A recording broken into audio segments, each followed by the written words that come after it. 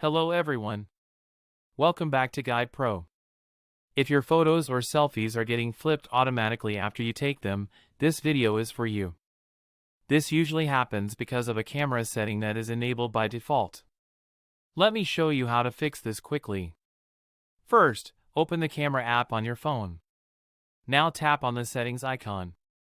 On some phones, you may need to tap on Advanced Settings or the three dots menu. This depends on your phone model and camera app. Scroll down until you find an option like Keep Selfies as previewed.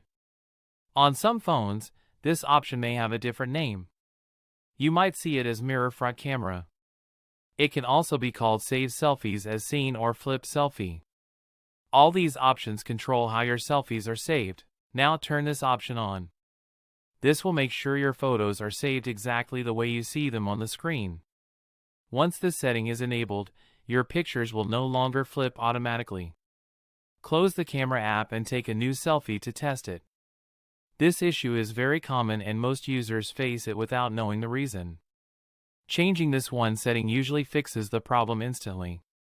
Like the video if it helped. Subscribe to Guide Pro for more Android camera fixes and phone tips.